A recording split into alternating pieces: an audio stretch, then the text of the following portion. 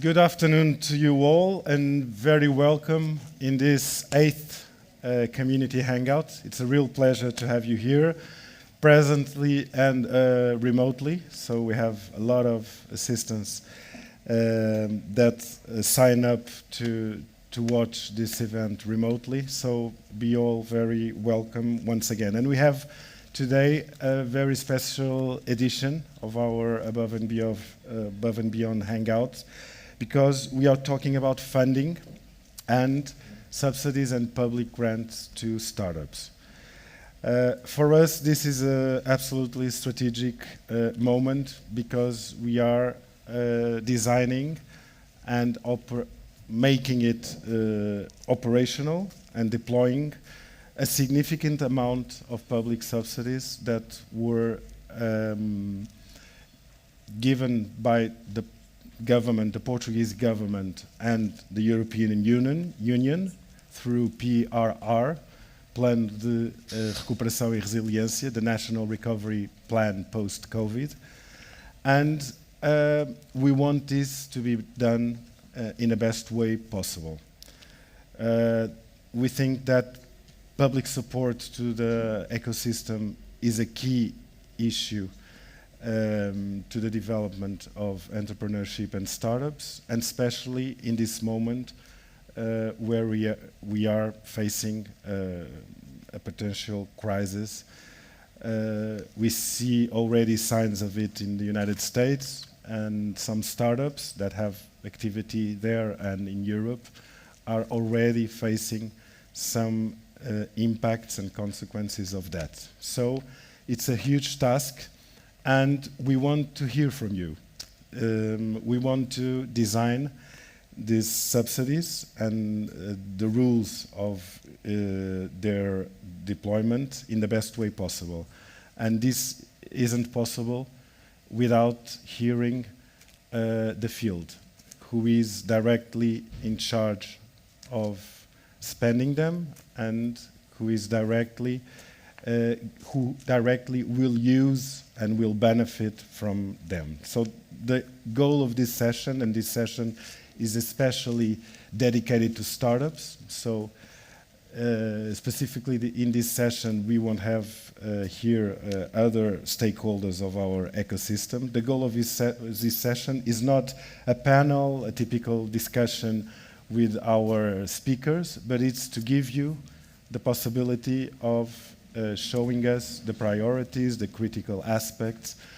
What were your experiences with past initiatives like this, subsidies and grants from the state, and how can we design this in the best way? We have done that with the incubators a few weeks ago in the north, and we are very happy to be able to do that with startups and with founders. We have 90 million euros, that is the size of this program of subsidies to startups, vouchers, green and digital to startups, and 20 million euros to incubators. So it's a huge amount. It's a very important second phase of startup vouchers that were already in place in 2019 that end up. So it's a second initiative related to startups following the one that was in place in 2019. And this one, it will have specific attributes and characteristics that makes some difference from the previous ones. The first one, and very important, is that it's specifically dedicated to companies, to startups. So there are vouchers that can be used and shall be used by companies, whereas the previous ones were typically, and in majority, used by individual persons or entrepreneurs. So that's a big difference. Other differences is that we don't have to apply so many restrictions in what relates to the age of the entrepreneurs and to some specific aspects that the previous ones had. So we have here the opportunity of being really comprehensive and to have a strategic scope to apply these new funds that are available, and we want to do it after listening to you.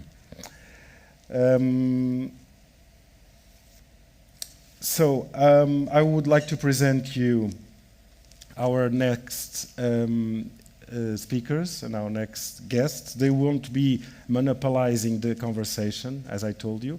They will be here to answer your questions, to comment on your suggestions, and to make this as much as participate as possible. They will be moderated by João Kuchembuck, who is our head of investment and subsidies at Startup Portugal, and a very experienced person in this area of activity. We will have also Bernardo Sousa, Executive Director of Portugal Digital, Pedro Cilínio, Head of Business Capacitation at IAPMEI, and who inclusively is part of the steering commission of these new vouchers. And we will have also Paula Pinho from KPMG, responsible for incentives, director incentives at KPMG. So we are very interested in your feedback, so please speak and participate. A last note, an important one. We are doing this in English, but in case some one of you doesn't feel comfortable with the language, please make your participation or give us your inputs in Portuguese, and we'll translate it. We are doing this in English because we want to reach all community, and as you know, our ecosystem nowadays, and luckily, has a lot of foreign natives, and English is, as you know, a universal language in this area, so it's easier for everybody to get along and to know what we are talking about. So, a very welcome to the next participants in these initiatives. João Kuchembuck, the stage is yours. Thank you.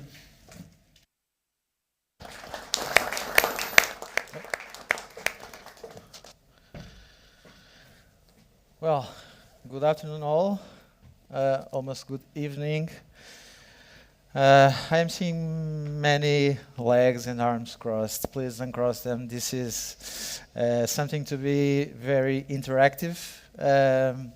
This hangout, we normally do this on the last Wednesday of each month. We choose a topic, a specific topic, and then we invite speakers, and it's like almost a TED talk. And you have the audience, which is only hearing. As Antonio said, and I'm gonna take his word, his very important words, which are, we want to hear from you. As Antonio said, we are designing some new incentive schemes towards funding startups, incubators as well. Not only in the RRP, which, as you know, is the Recovery and Resilience Plan that resulted from, unfortunately, the pandemic that we had in the last years, but also for the next multi-annual financial frameworks, which is more commonly known as Portugal 2020 or Portugal 2030 will be the next framework.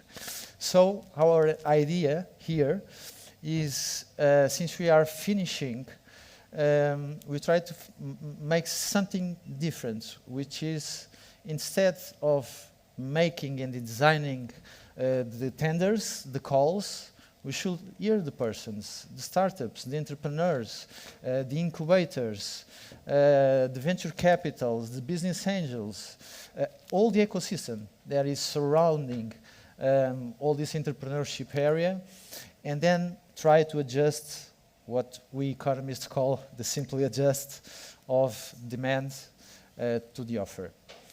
So this is something which is not new for any of us. 20 years ago, we were talking about this, especially when the dot-coms have appeared. 10 years ago, we were also seeing significant market failures. especially in the pre-seed and in the seed age of the company, which is a problem, which is not a Portuguese problem, as you know. It's an European problem, not so much in the US market, as you know, or in Israel. Well, this venture capital is very mature, but here in Europe, we have some serious issues, especially in the pre-seed and in the seed financing. This results in losing economic capacity. For example, externalities, because if you have non-SMEs, the larger companies, of course, can be helped by smaller companies like startups. One example that we have here in Portugal is Auto Europa. It's the example that we all gave. Auto Europa is like it's a cluster with many SMEs, as you know, and many startups. That's Auto Europa. It's not just the Volkswagen company. So we are losing externalities. We are losing what we called 20 years ago the champions. Now we call it unicorns, as you know. But we are losing many ideas that could result in great companies, in larger companies. And we think that now is the moment that, for us, at least in Startup Portugal, we want to change that. I tried to make some studies and just to bring some numbers for the discussion. This is the view. Where is the laser? Okay. This is the view of the venture capitals. Of course, we understand that if I am a startup, I don't have track records. I don't have any registry. So it's very difficult to analyze the viability of the project. It's understandable, but this is one of the reasons that we have so low investments, VC or business angel investments in startup. And this is the view of the entrepreneurs. Myself, I've been an entrepreneur from the last 20 years. I had like 5, 6, 7 companies. I would add up at the act transaction cost, because in the beginning you don't need so much money unless you are R&D intensive company. And I will add the time, because if any of you, and I hope so, is a founder, you know that in the beginning you have to make everything, and time is money. So these are the main reasons that right now are resulting on this. These are the last numbers that I could capture. This is the investment only in pre-seed in all Europe, in VC. We are looking to a trend, which is not a positive trend, as you know. And there is here something that just popped up in my mind. I will offer a beer upstairs if anyone tells me what are the main characteristic of these numbers. What can you see which is so hot despite the low trend in these numbers? Well, everyone can drink a beer because we will go on after this. But the years. Decreasing twice as fast. Towards? Twice as fast. Toward. I didn't make that counts, but okay, that's a good point. You have one beer, thank you. Another one, that's a good point. I didn't saw that. And the other one, it's about the years. Yes. Okay, you don't count because you're going to be seated with me. Anyone? Maybe the amount of investment grows? No? Or before the COVID. That's right. That's what it's most concerning. We don't have 21 numbers. Now we don't have 22. Of course, we are still in 22. But this is pre-COVID. Of course, there are some sectors that, with COVID, there were some investments in those sectors. But if you terms in generality, I will bet, I don't know if it is the double, increasing, good point, but 21 and 22 will not be better. So this is the actual outlook of the venture capital ecosystem in Europe. And if you look just a little bit deeper, you can see that those numbers that were the seed financed by venture capitals represent 2/3 of all the pre-seeds and seeds investments. So pre-seed, which is the beginning of everything, when you have the idea and you need the funding, it's something that in Europe urgently needs government intervention. There's a clear market failure on that.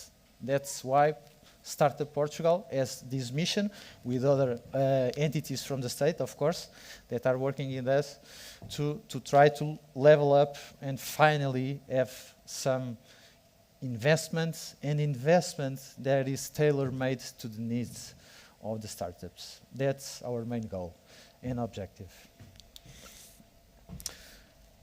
But in Startup Portugal, we always look to the right side. And if COVID was bad for many reasons, as you know, it gave us also opportunities. And as Antonio said, when the Portuguese government was dealing with the European Commission to make the draft of the Recovery and Resilience Program,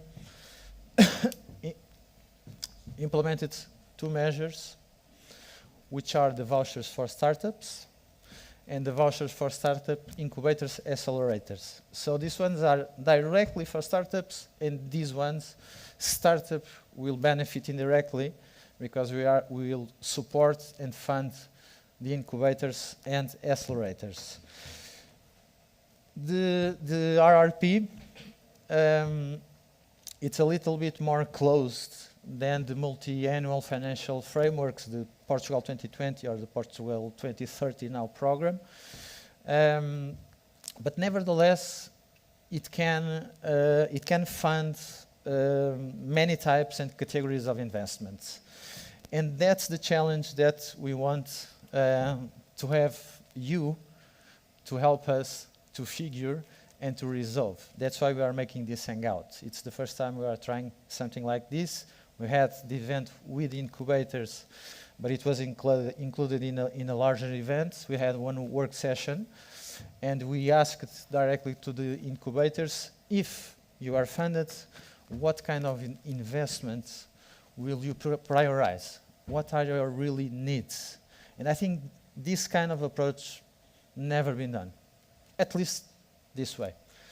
And this is the main focus of this session. So for this session to have success, it's not about the people that are going to be here with me. They are experts, of course, in all these matters, but are here to respond to your questions.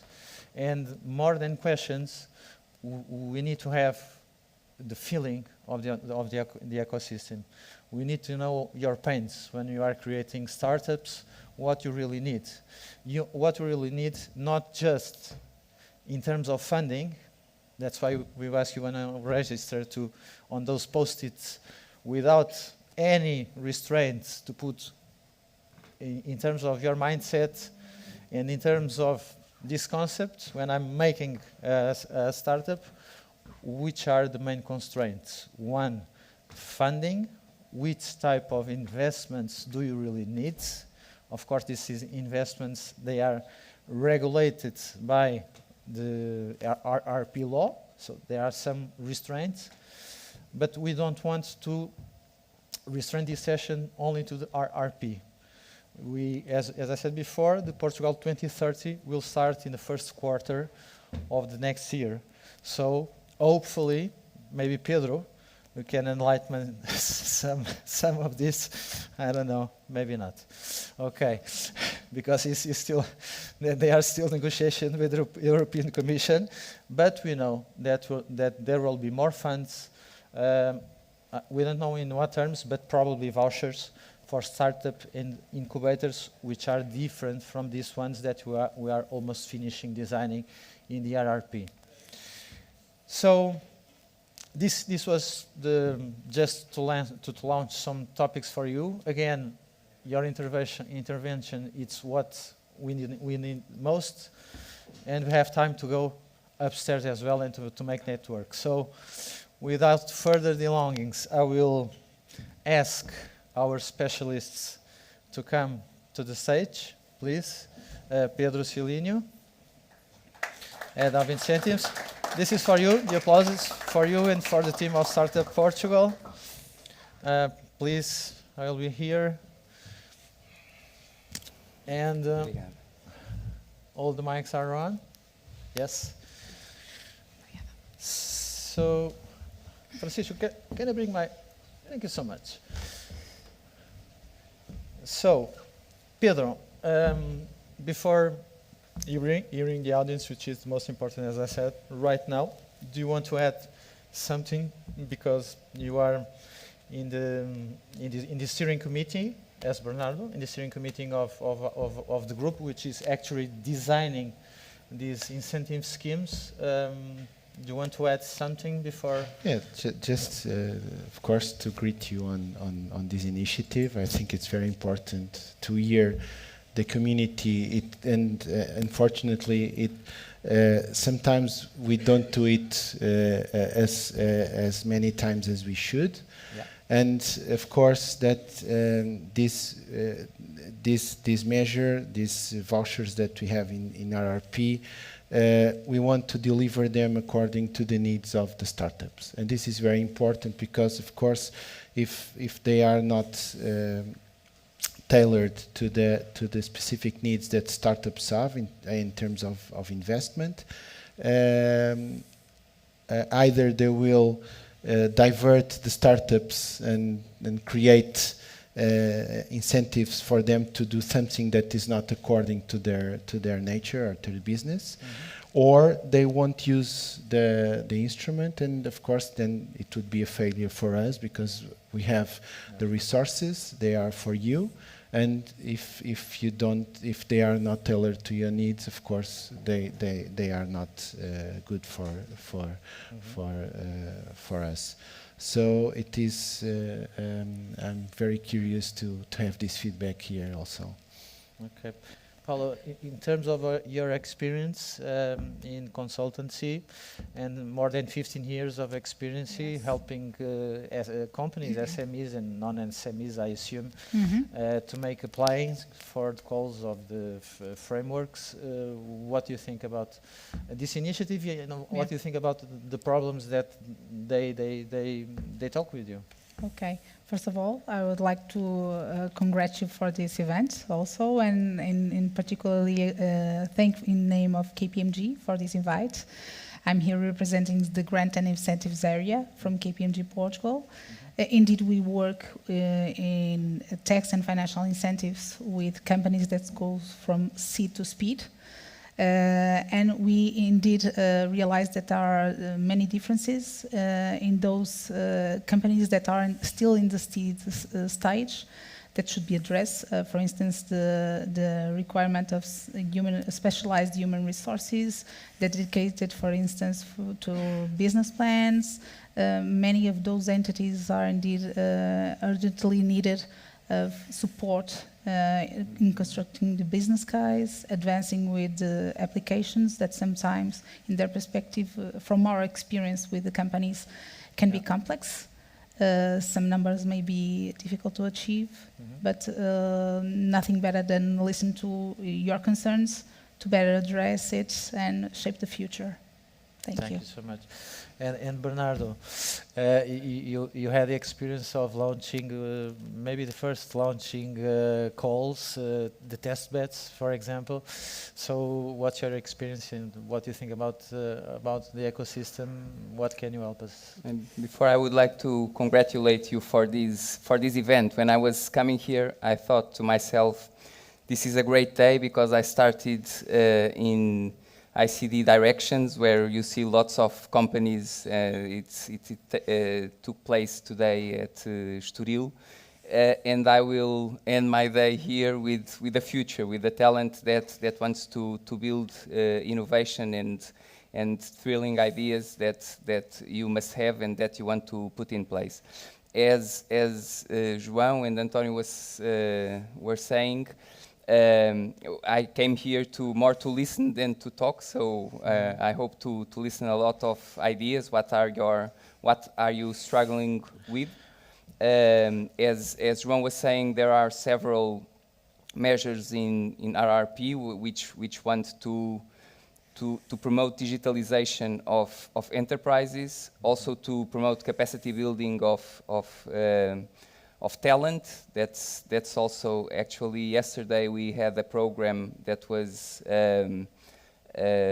portaria. How do you say it in English? It's not a law. It's a regulation for a program which is it's built to train in the digital competencies to workers from in every sector. So this is something that we try to also to build and to be the glue at Portugal Digital. Portugal Digital exists because there was a plan for digital transition which was created just before COVID. So it was created in 2020. It was launched in March 2020, where there were the first cases of COVID, and we didn't actually know at that time what was going to come, but lots of uncertainty. Actually, by that time, I was thinking also trying to build a startup, and I struggled with COVID, so I know what you were mentioning here, João. Probably I wasn't one of the ones who pushed up the numbers in 2020. So it's great to be here, and as I was saying, to hear from you, because this is and that's why I believe it's as Pedro was saying, sometimes we don't have the time to hear the ones who build innovation and who build companies. So I must be silent and hear you. Thank you so much. Let's pass the word to the audience. Just remember that we are live streaming as well. So if we have our Dream Startup Portugal team, if there are any questions made by the online viewers, please just ask us. But please, it's your turn, and please don't make me choose anyone. Okay, so entrepreneurs, startups. I'm going just to here. So entrepreneurs and startups. Who has a startup here? Okay, so how many people? So please share with us. Who wants to share with us? Okay, thank you so much. One beer. Hello.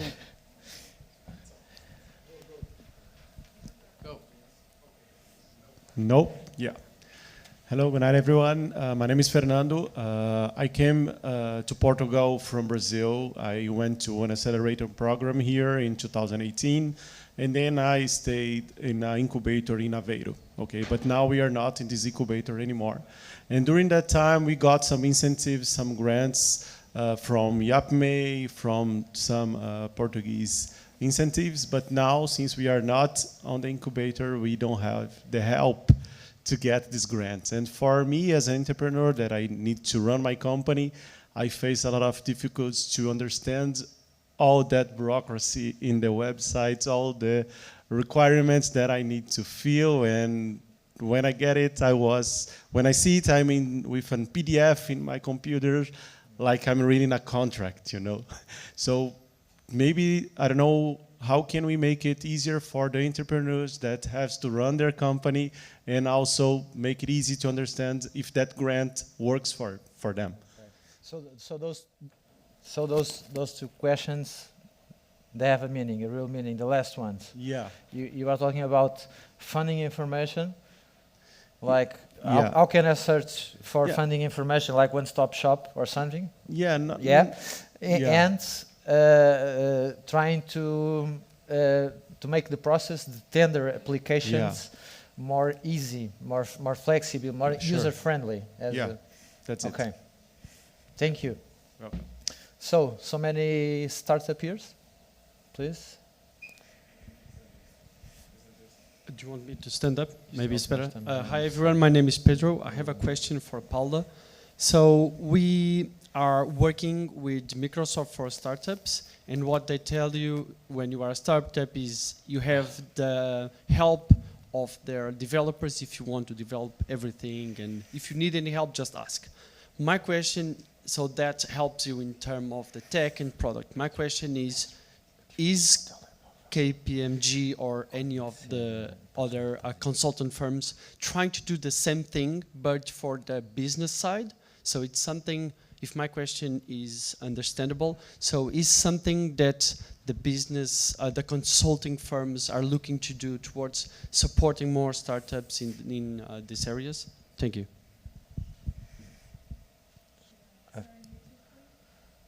May I answer it? Okay. Yeah. Yeah. So at KPMG, indeed, it depends on the type of work. Of course, we are interested and in supporting startups, of course. Most generally, what we see is that it depends on the type of support you are requiring, but we have specific teams that can support you in the business case phase.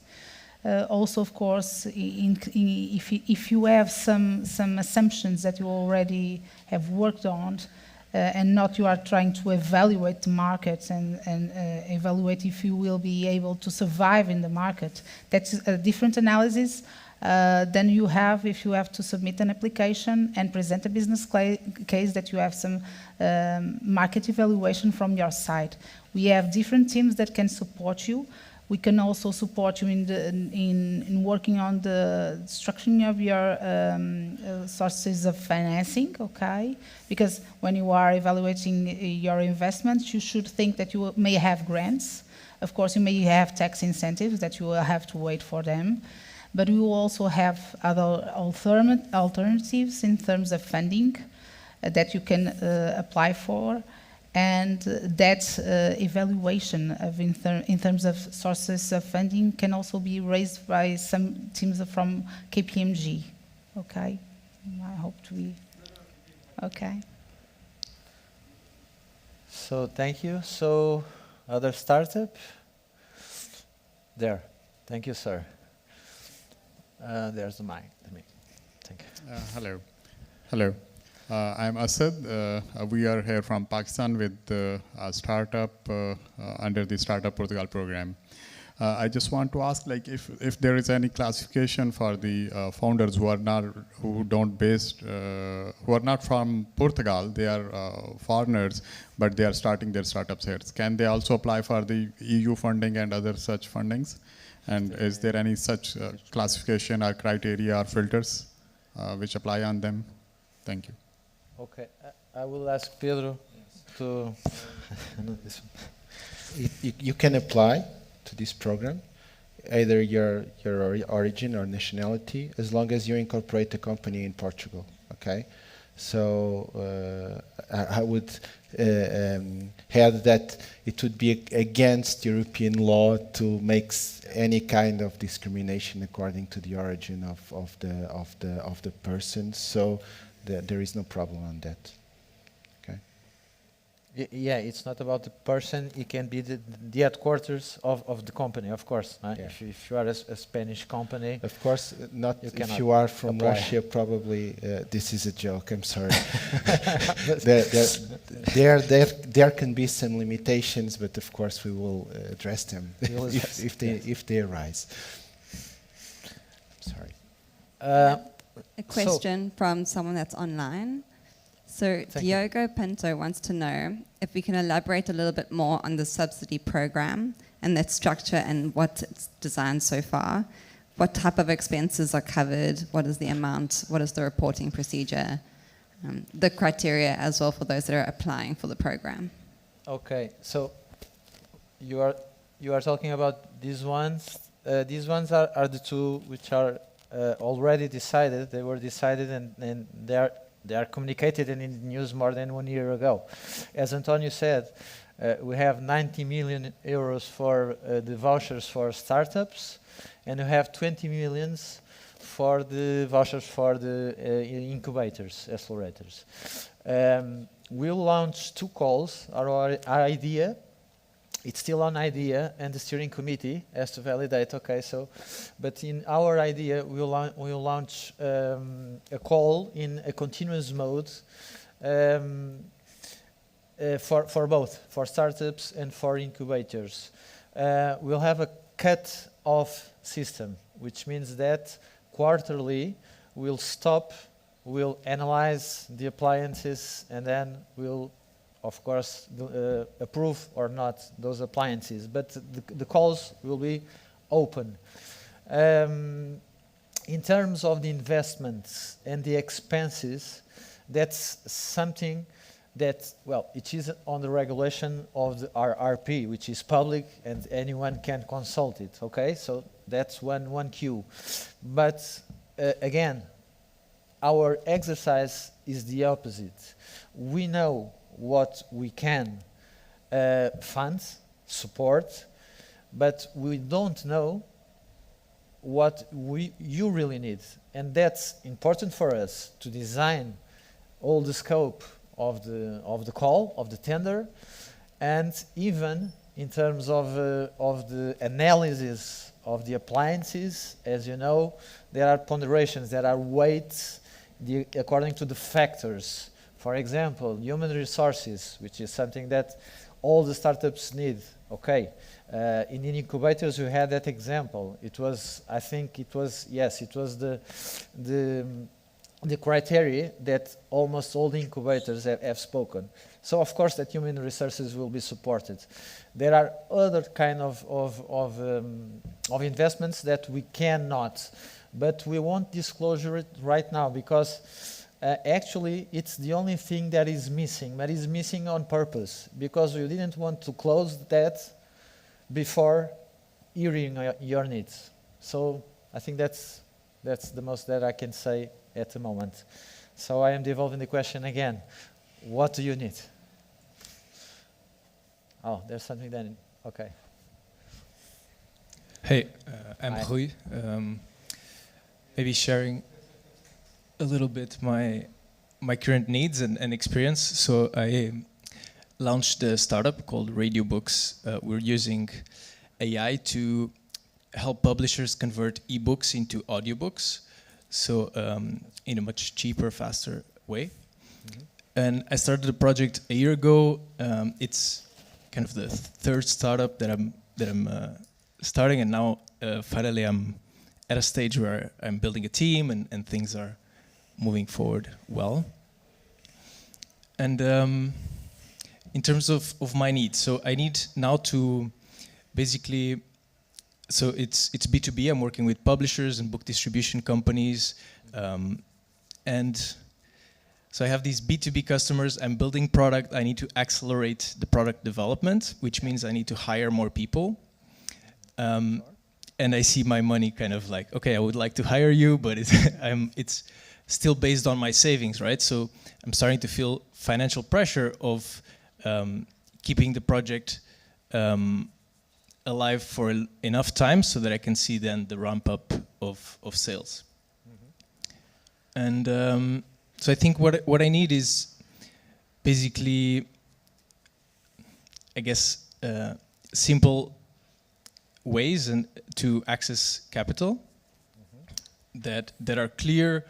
I come from a tech background, so a lot of the focus has been on tech and then building the team, and I don't have a lot of time to go and read about and understand maybe this the RRP and understanding. It's part of my job as well. I need to go and do it, but I think right now I'm divided a bit into going for. So I've built a pitch deck, and I'm going to open a funding round now. But still figuring out, okay, is it better for angels, for VCs? Should I look into public funding?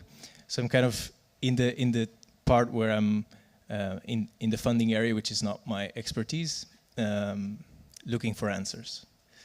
So yeah, that's a bit my challenges. So the good news is that at least these models are the most simplified possible. That's why they are called vouchers. Okay, awesome. And not incentive schemes, which are sometimes a little bit more complex, can be more open in terms of investments that can support, but are a little bit more, more heavy in terms of making the appliance and so on. Vouchers are more easy. That's why you use that term. The other good news, as as we said, as Antonio said, this is almost done. This is very, very soon. We're going to launch this in the next 2 months. I will say. I will not say the precise date. That's for someone else to say. But we are ready to launch this in the next 2 months. I can say so. When we launch it, take a look at this, because you can have public grants right now.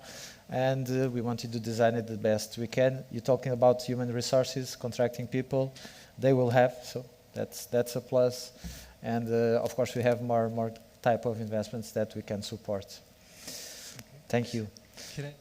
Can I ask just another question? So I've applied and I got accepted in a previous startup voucher with a previous startup, and it was. So in terms of amounts, is it so before it was, I think, around 700 euros per each of the founder. It could be like for a founder, and maybe if you had a co-founder, it could be for both. Do you have a? Could you give me a notion of like amounts, because it's relevant, right? Yes, I can give you. Okay. The average value per voucher would be around 30,000 euros. Okay, and this is because if we have to have 3,000 vouchers for 90 million, so it's 30,000 per company. So and of course this could cover, like you said, hiring talent, human resources, or acquiring consultancy services or technological services that you need to stream and to accelerate your development. So and this the idea is that this, and João has already said it, it would be quite simplified. Okay, so of course we must make a trade-off, because at the end of the day we must account to where the money was spent. This is the same with all European Union funds. In RRP we have a more simplified life in this matter. But we want it to be very, very, very simple in terms of application, and of course in terms of getting the money. The startup voucher was a quite different program, because you had a monthly fee to support your personal costs until you have discover the way where your business could be turned into a company. So this was the aim. This catches on after that and wants to support you as a company to move on and to reach a higher stage of development. Yeah. So of course that if you have this, and you can get your business proposal more developed, probably it would be easier for you to get a funding round from a VC or from any other source, and of course you'll have better conditions for that. So this is the aim. It's just to make the bridge to get you a bit further, so that then of course this won't solve all the financing problems of the companies, of the startups, but could take you a little bit further, so that you can test develop your product and make it more attractive to other investors. Okay. And I might just add up something that Pedro said, Antonio also said. In this voucher for startups and incubators, there's a developing which goes with the life cycle of the companies. Most, not all, but most of the vouchers for startups that were funded since 2016, and I think it was the case of the last intervention was for persons itself. It was to address other problems like the youth unemployment, for example. So it was for persons between 18 and 35 years that wanted to start a company. If you had a company and, for example, opened the company, the startup 1 month before the call, you could not apply. it was not wrong. It was different. It was another times, and it was different stage. These ones are to support startups. So that's the main difference compared to the other vouchers that we launched in the past. With simple maths, that's our main goal in terms of the value, what you said. The 90 millions plus 3,000 startups that we have to give vouchers. This is a metric that we have on PRR, a milestone, and we cannot fail that. But that's why we are going to make 4 tenders, 2 for each. So in the middle of the period, which will be 25, so like in the end of 23, we'll launch a second call for startups. And then maybe we can adjust the minimum and maximum amount levels of funding. But that will depend, of course, how it goes. Okay? So I think we still have some time. Yes? Wow. Now. I would just say that if you have no more time, which is good. Hello. No, now we have, but if you have more questions, you can. Is this working? Yeah. You can also contact us, of course, and please, you have there the questions on the stairways. You have the post-its, so please just put there what you need, mainly focus on in terms of the investments, because we will recall all that information, analyze it, and then work for the call with that information. Okay, so please. Hello. It's back here.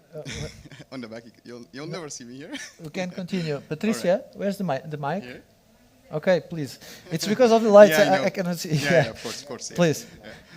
I'm blind. But you can hear me, right? That's fine. Oh, okay. All right. That's Hello. Perfect. Yeah. Okay. My name is Mahmoud. I've been here like almost nine months now. The most thing that's concern here for me since I came, I'm an IT engineer. I'm so sorry. I'm an IT engineer. I work here in high quality actividad for the project for from the government. And the thing is, I'd like to start a startup. Okay, I have so many ideas. Literally, I can find so many a lot whenever I go. I've been living before in different countries, like Dubai, an example. So I have so many ideas that's not still here. And the most important thing when I'm trying to start something like that or plan it, the planning is very difficult because the language different. Okay, so I'm still new, trying to learn Portuguese. I'm very well with that. But the thing is, to try to find any questions, I need to sit with somebody who can listen to my questions. How can I do 1, 2, 3, 4? I have that idea. I need to start. How can I need the first step, So usually when you go on the internet, you don't get any so many information. Usually it's like a general information, but if you need more somebody to speak to, I need to do 1, 2, 3, where I can do that. Is it possible or no? Is that my idea is valid? It will be a right idea. It's a new idea. So things like that. So the main thing, how to speak to somebody, where I can go somewhere who speak English. I can sit down with them, a meeting for 1 hour. I can bring some documents and speak to somebody. Well, so finally, when I found the today Above Beyond is said in English, so I was really happy, and so finally. Okay. Yeah. Well, we started Portugal. We speak English more or less. You can contact us, but now you have many agencies. Of course, they can help you, even local and regional agencies that support startups. For example, in Lisbon, we have Startup Lisbon as well. So it depends on the region where you are. But as Startup Portugal, we are a national entity, so we have to take care of the national strategy for entrepreneurship and for innovation in terms of startups. So you can contact us. But I think Bernardo, that was trying to launch a startup 2 years ago. I just want to add something, because we started with bureaucracy. And now you are saying who can help me also with my idea and with sometimes with bureaucracy, and this is something that will always come up, not only for startups, for social innovation, other areas. It's when it comes to European funding, there's bureaucracy. But what I believe that even though, as Pedro was saying, we will try to simplify as much as we can, but there are some things that we can't go any further. What I believe that, it's not in this slide, it's on the other slide. As Antonio was saying, there are 20 million euros that go for incubators. So I hope that in every incubator there is an expert on how to move forward with this kind of financing, and that they should also speak English, I hope. so this is why there are two different measures, and this for you, João, and for Antonio, I believe this must be something that we really must have as a result of the money that we are supporting. As João was saying, they should be all scattered all over Portugal. So it's not just Lisbon and Porto, but it's important for, and it's. I'm here with my smartphone. I'm not changing messages. I'm taking notes. So, and I believe this is important. The second thing is that it's important also for you to know the other measures of that are under the scope of this component of the RRP, because there are the test beds, there are the digital innovation hubs, and these are also measures and projects and programs that will help enterprises and also startups to test their projects, to test their products, their pilot products before going to market. So I believe it depends on the stage where you are, but the maturity of your product. But there will be also, and the idea of to have all these different measures is to help the projects to come up in the different stages. The last thing, the last idea that I wanted to share with you is that I hope that this funding does not put away the other funders. So you talked about business angels, VC, so other, because the idea of the public funding is not to how do you say this, to change so that the other funders the other financing is not there. It's to help. It's to support you in order to get there and to be stronger in order to get these people aboard, because they are also important for your project. So. Yes, you are talking about co-funding. So having the public investors, us, and having private investors will turn the project much more feasibility. Give more feasibility to the project, and of course, in terms of valuation and score of the appliance, we'll take that in note. That's something that is provided in incentive schemes from whatever. And not only that, João, I believe that the private sector and the private investors, they bring also something to your project, to your startup. So, yes. And sometimes it's something that the public entities are not strong enough to do it. So, the kind of added value that they give you, I hope that this kind of investment doesn't take them away. So, just to. Good point. I'm not saying that this will be a requirement, as João was saying. The things are still open. I haven't been in the discussions, so it's not a requirement, but it is a plus. When we analyze the appliances, it is a plus that we take into consideration. So just a small question in the end of that. Just where I can go or who to speak. How can I take an appointment? I need to have an appointment and speak and tell all the details that I have, how can I do that? How can I have an appointment? How can I speak to somebody? Where? How? Patricia, do you want to? It's not about. I just wanted to mention one thing. Is the incubators are actually like one of the most important elements in the ecosystem to help you reach all of these and to know more information about these kinds of subsidies and grants. Yeah. So I would say that they should be like the first community that you look for when you need help, when seeking for these kinds of services. Of course, you can read online and know all the information, but if you need someone to help you go through everything, if you need someone to tell you what was their experience, that I think incubators could be a place that could help you a lot in that process. All right. So I think. Yeah. Thank you. And of course that these public agencies that are here represented, like us, Startup Portugal, IAPMEI, Portugal Digital, and others like the guy, they also have support lines. So by email or by phone, just for the incentive schemes. So you can contact us anytime. It's public. It's on webpage. Just search. I think ours should be here in the presentation, but you have support lines to clarify all this. Can I just jump on that? At Startup Portugal, we have what we call the one-stop shop, which is a really great entry point for you to kind of access the different Startup Portugal's partners and the different resources within our national ecosystem.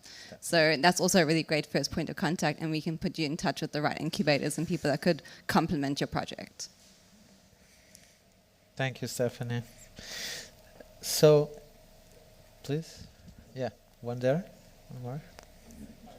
Hi, thank you. Can you hear me? Okay. Yes. Well, I'm comfortable speaking in English, but I will prefer to speak in Portuguese, okay? Okay. It's okay for everyone? Então vamos falar em português. João, podes só pôr no slide de amarelo? Amarelo? Sim, aquele das perguntas. Exatamente. Yes. Vocês chamaram-nos aqui para saber a nossa opinião sobre isto e eu vou Exatamente. responder estas 3 perguntas. Perfeito. Relativamente à fase mais difícil para levantar fundos, é obviamente antes de termos vendas. Enquanto não tivermos vendas, ninguém vai falar connosco. Se tivermos vendas, temos a prova de conceito feita e então é muito mais fácil levantar nessa fase.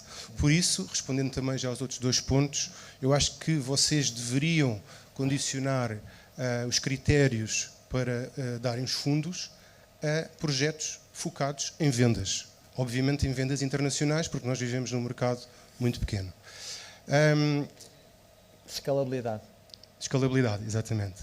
Acho que também deviam assegurar que a empresa fique em Portugal pelo menos nos próximos 5, 6, 7 ou 8 anos. Isto é dinheiro público. Nós não podemos ter uma empresa que é criada em Portugal durante um ano e depois recebe um financiamento nos Estados Unidos e vai para os Estados Unidos. Okay? Acho que deviam também, uma sugestão é fazer dar objetivos.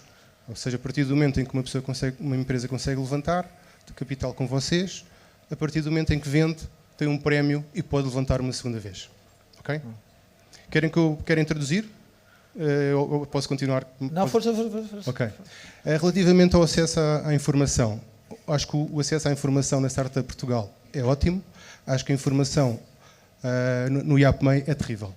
Acho que há aqui 2 formas de encontrarmos informação. Por exemplo, posso dar-vos várias sugestões quando vamos... O mesmo também relativamente às applications. Quando vamos fazer uma candidatura ao IAPMEI, aquilo é altamente opaco. Peço desculpa, mas estou a ser muito sincero. E quando vamos fazer uma application, ainda é pior. Eu vi applications em que temos de fazer 2 análises SWOT. Já ninguém faz análises SWOT hoje em dia. Acho que é preciso que as coisas sejam muito mais práticas. E sugiro também que tenham um modelo standard de business plan, que podem usar o Canvas, por exemplo, que vai ser muito mais fácil para a vossa análise. Só mais uma última sugestão. Façam os critérios completamente quantitativos. Nós não podemos ter análises qualitativas em que não se percebe o modelo de referência e em função da pessoa que vai avaliar o projeto, o resultado pode ser diferente ou não. Isso já me aconteceu a mim. Exatamente a mesma candidatura, exatamente na mesma call, Uma vez foi aprovada, depois eu não a quis, mas depois a seguir não foi aprovada porque mudou o avaliador. É muito importante ter critérios matemáticos de referência e que nos permitam também contestar esses critérios mais à frente e dar uma hipótese de uma pessoa, epá, vocês enganaram-se aqui, ok? É só isto, obrigado. Muito obrigado. Só dizer que todos estes contributos naturalmente estão a ser tomados em conta pela equipa da Startup Portugal, ok? Independentemente depois de escrever ou não nos post-its. Dizer que muito do que foi levantado também por nós já foi discutido e algumas das questões já estão revertidas, pelo menos neste... Oh, sorry, in English? Yeah, I can speak in English. So, where I was... so many of your questions are already in the regulation that we are preparing, okay? And thank you very much because they were very interesting questions and we thought about them. I don't know if Pedro wants... I'm glad that Startup Portugal is our partner, so that, so of course, I welcome your comment.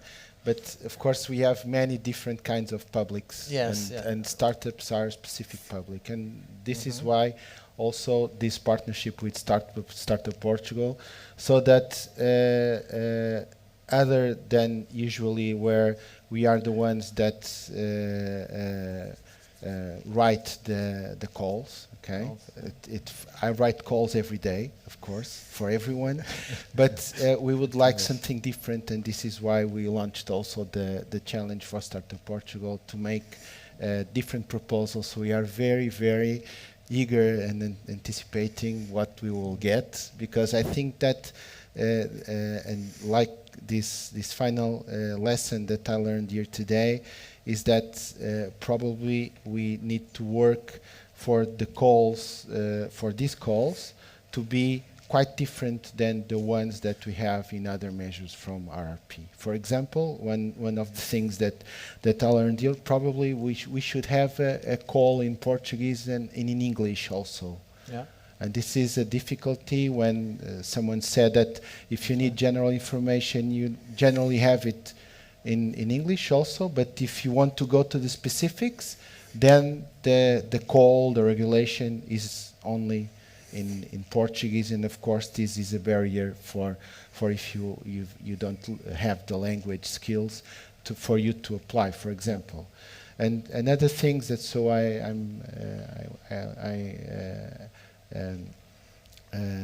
thank you all for all these insights, and of course we will try to welcome most of them in the calls. Okay. So, Pedro, thank you so much for putting the expectation so high for us Startup Portugal. Antonio, I don't know where's Antonio, I think I'm going to lose the job. But anyway, this is the work of a team, of a steering committee, which has IAPMEI, Startup Portugal, Portugal Digital, and Compete 2020, which is very important. We have just time for one more question. Yeah. Two Two? more. So depends if they are very long or not, right? Okay, thank you. Okay. Hi everyone, my name is Leandro, and I'm a founder of an early stage startup in the Web3 gaming industry.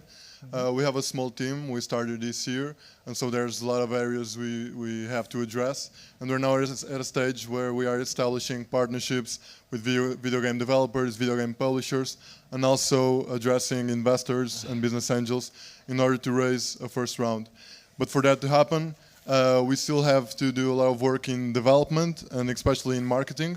And for that, it would be great to have access to a public grant like this one.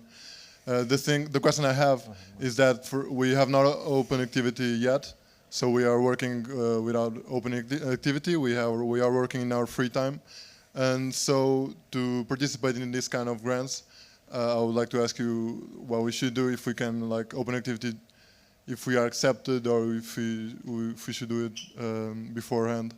Yeah, that's it.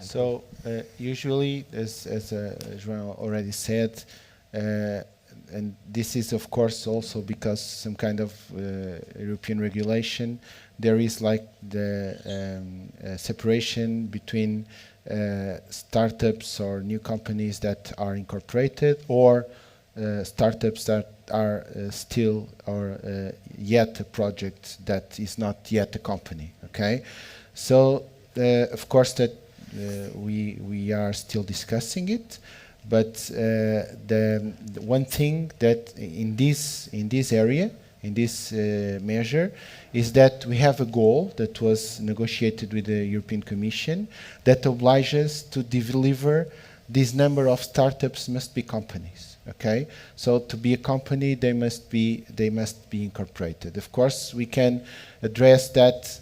Okay, you should be incorporated at the beginning, at when you submit your application, or can you be incorporated a bit further? We can work on that, but I would also like to add that these are not the only programs that we have. So we had already 2 persons here that talked about 2 other programs that we had that were funded by Portugal 2020, and that they will have probably follow-up in Portugal 2030 that are more aimed to what you probably are doing. Is like you have a team, you want to develop a product, but you are still testing it because you don't know if you want to incorporate the company or not. And we had this startup voucher, for example, was a program that had that give you funds for you for during a year with evaluations each 4 months for you to have the funds to work on your concept, and at the end, hopefully, then incorporate the company. So the grants are not, they don't end in RRP. We will have, of course, more instruments. I am not able to make a full disclosure of the kind of instruments because they are still being negotiated with the Commission until the end of the year. So, but in the beginning of next year, we will have more opportunities for funding startups. Thank you. One last, please. This is from someone that's online, Rachel. She would like to know how long the vouchers will last for. How long? The vouchers will last for. The key? The vouchers will last? Okay. How long will they last? How long they will last? So, we are still discussing that, but anyway, we have to launch them, and as I said, that we launch it in maybe at worst case scenario in 2 months, but maybe earlier, and the projects must be done until September of 2025, right? Yeah. So it's pretty much this. The call is open. Okay, the call is open. You just have to guarantee that until September of 24 you apply. No, 25. before. Yeah. Before, like June or maybe earlier, you have to apply to have time to comply and finish the project in September of 2025. That's the milestones that we have, and we cannot change that, at least at the moment, right? I would just add that probably we will have a call open for the 2023, and of course everything will depend on the interest of the startups on this, because of course the money is limited, and if you have lots of interest, it can be spent or allocated quite sooner. But I would say that at least during 2023, probably during 2024, or even during 2025. We will, as João said, it is very important to have this period where we must make a stop and try to check if we must change something on the instrument, on its objectives, on the rules, on the selection criteria, etc. This will probably happen at the middle of this period, but it will be open for quite a few months, probably. Okay. So, Thank you very much. I think it was a good session. I hope you feel the same.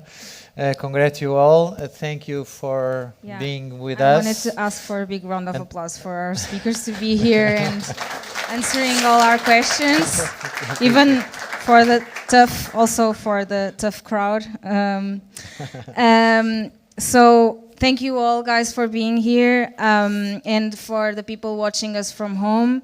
Now we're going to go upstairs for a drink. Just I want to remind you that you can still leave your notes and suggestions in the charts that are outside just before you get to the stairs. You can do it before drinks or after. They'll be there.